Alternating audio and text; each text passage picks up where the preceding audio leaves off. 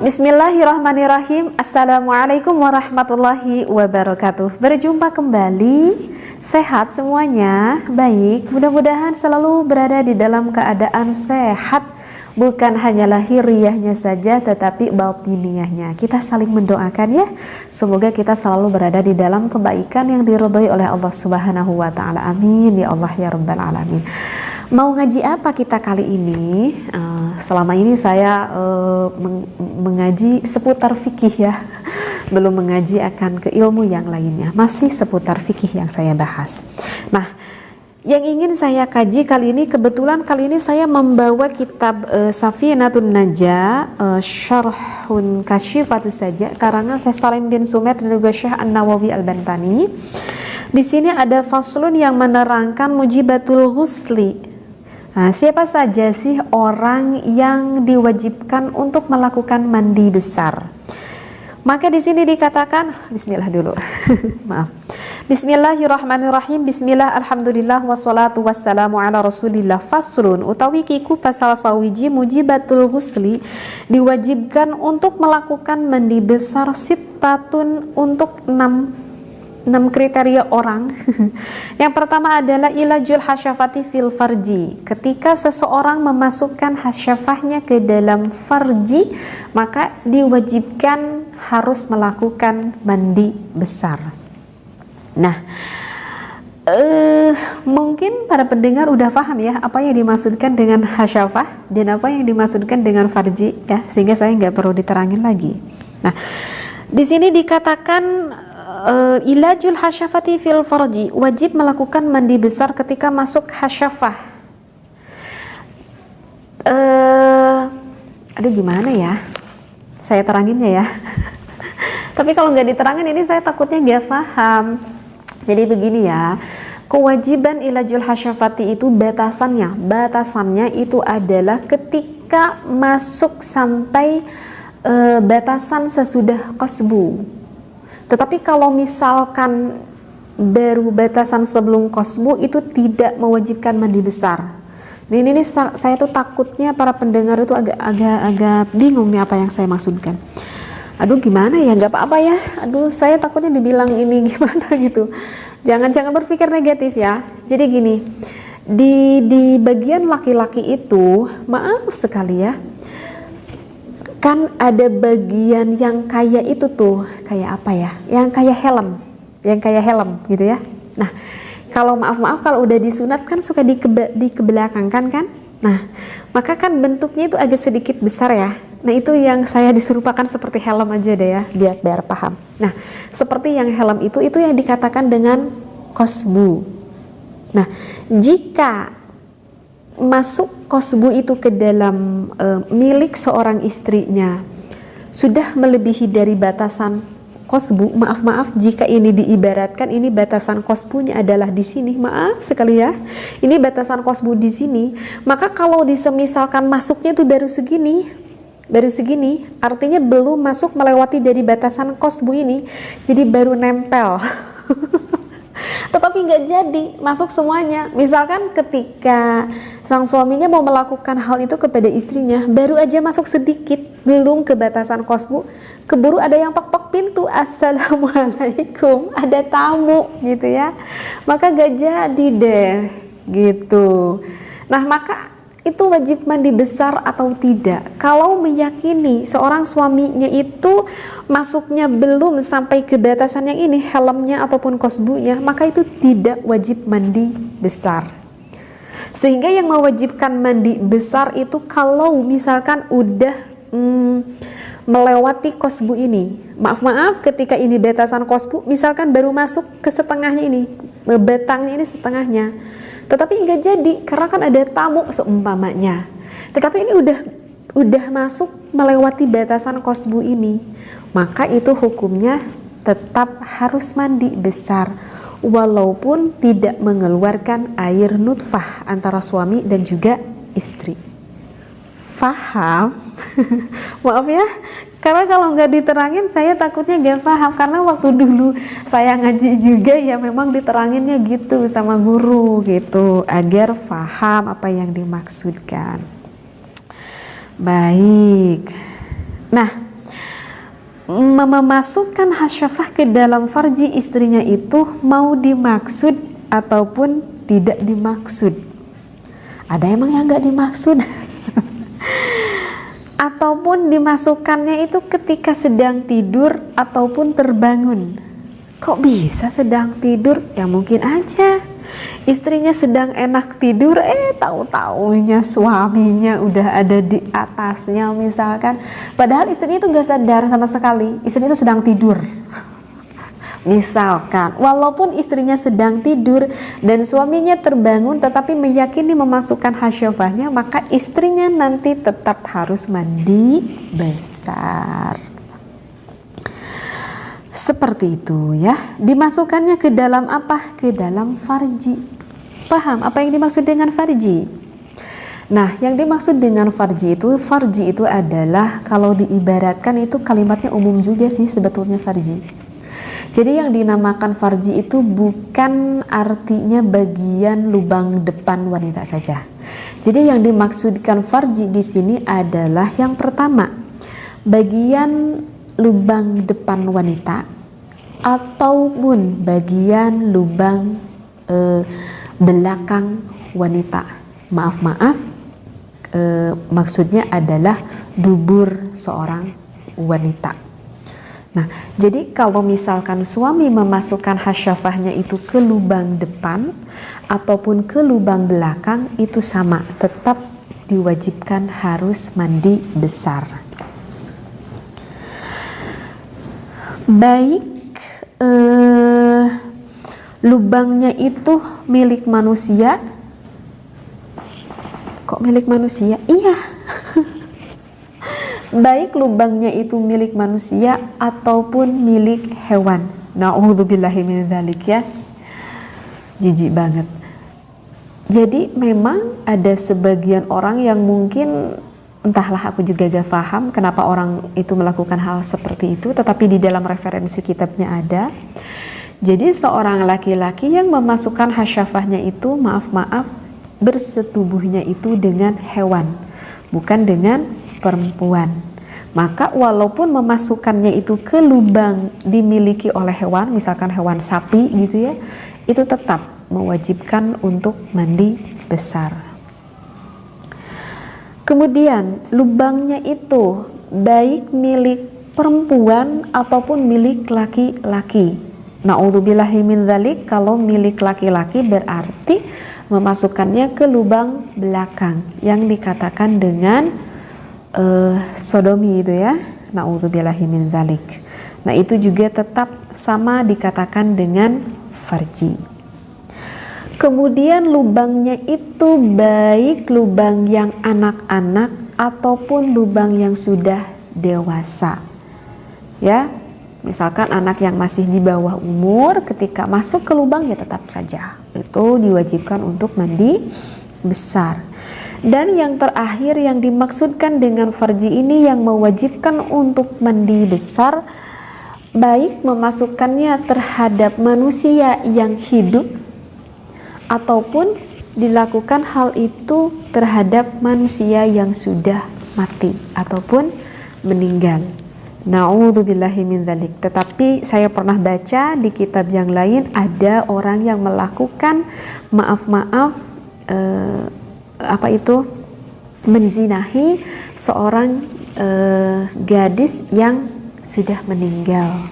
Jadi saya pernah baca gitu di riwayat ada seorang penggali gitu yang menzinahi gitu, seperti itu. Nah, maka jika melakukan hal seperti itu, apakah ketika mayitnya itu sudah dimandikan, mayitnya itu misalkan udah dimandikan, udah diadusi begitu ya, ternyata ada orang yang melakukan hal seperti itu, apakah mayit tersebut harus dimandikan kembali? Maka jawabnya, bagi mayit tersebut tidak perlu dimandikan lagi.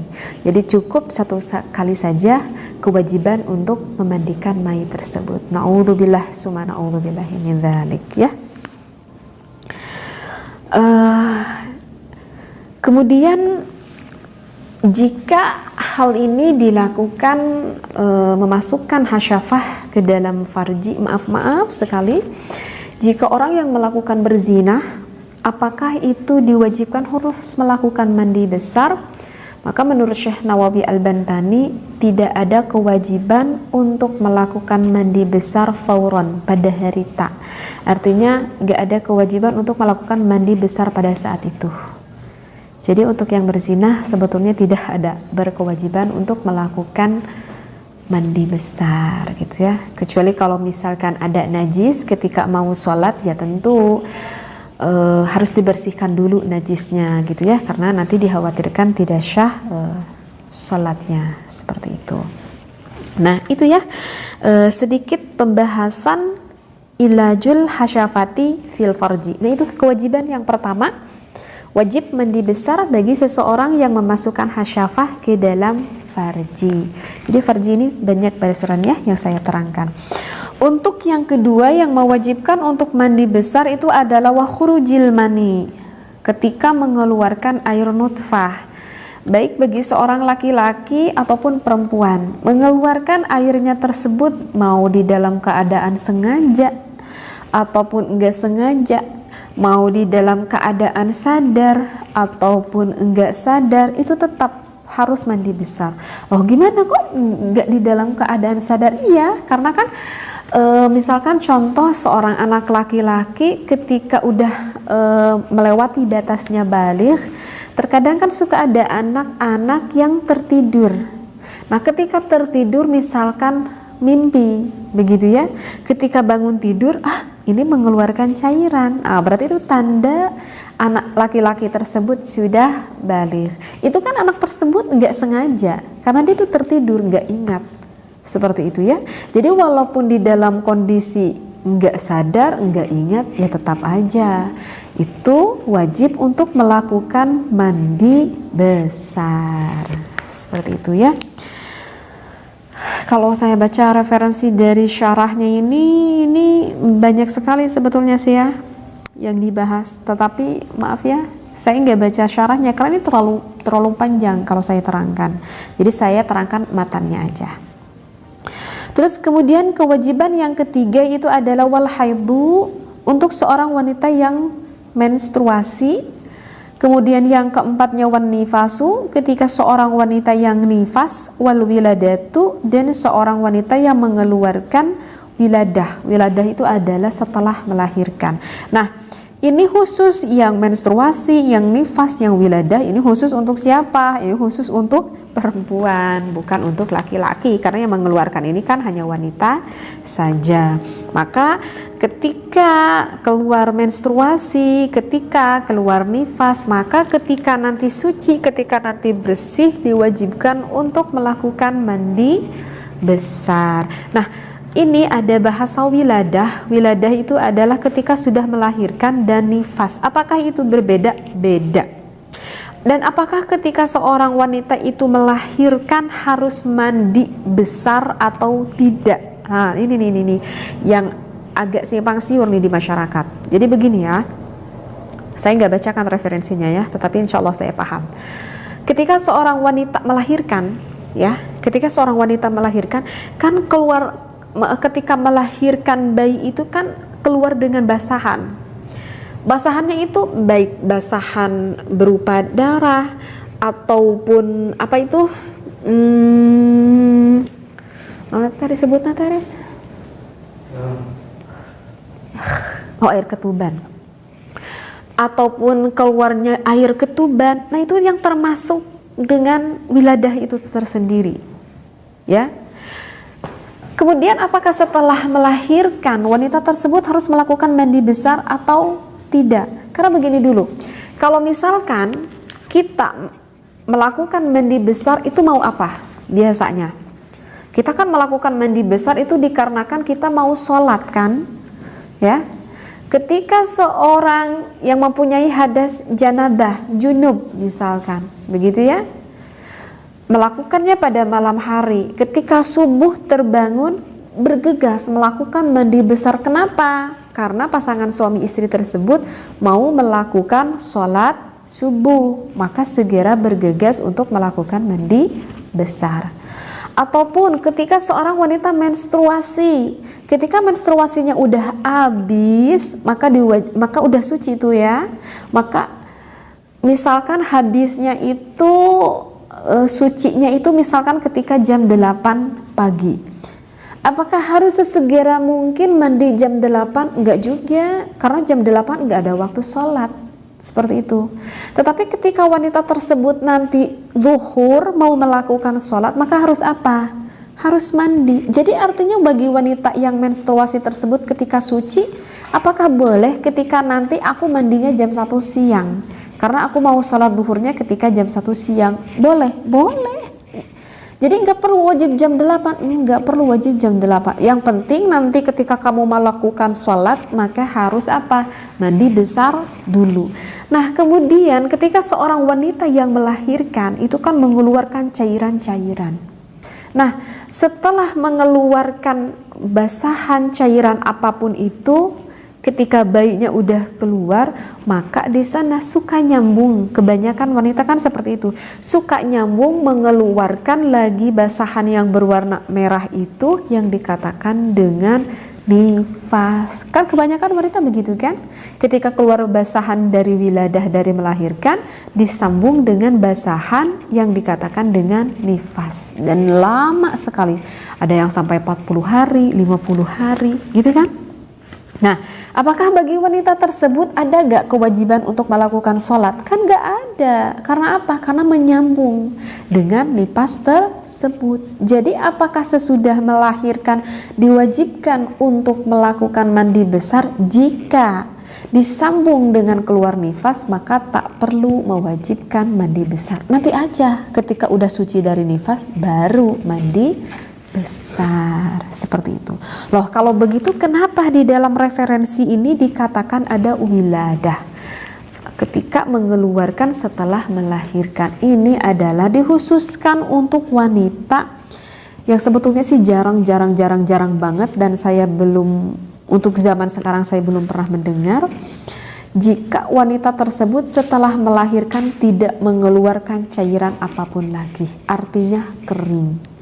Ada gak yang terjadi seperti itu? Ada. Contohnya adalah Siti Fatimah Zahra, putrinya Rasulullah Sallallahu Alaihi Wasallam, ketika melahirkan Sayyidina Hasan dan Sayyidina Husain, mengeluarkan basahan ketika mengeluarkan Sayyidina Hasan dan Sayyidina Husain, setelah itu kering, gak ada lagi basahan yang keluar.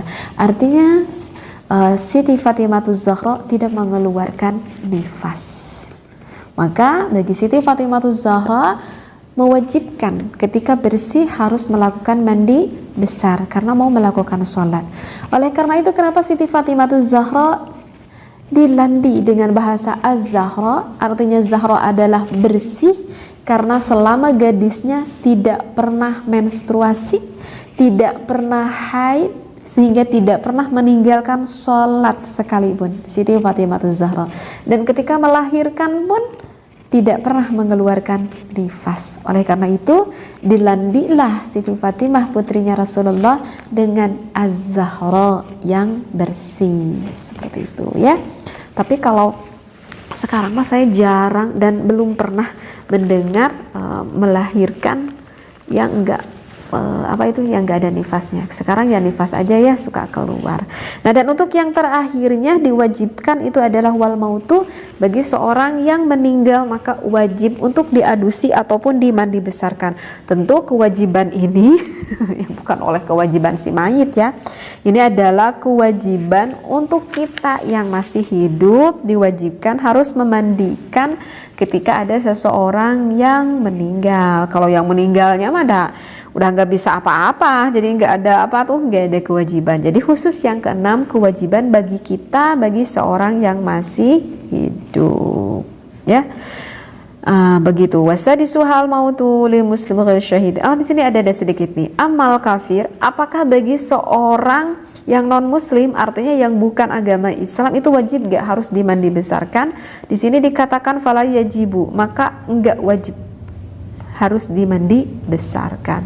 Seumpamanya begitu ada seseorang yang mu'alaf, yang baru masuk Islam, misalkan ibunya meninggal tetapi ibunya nggak mu'alaf, masih non muslim, karena saking sayangnya pengen dimandiin ibunya, sebetulnya nggak ada kewajiban harus dimandikan. Dan ada satu lagi yang haram justru dimandikan, siapa? Wa amma syahidu fala yajibu ghusluhu bal yahrumu liqaulihi alaihi salatu wassalam.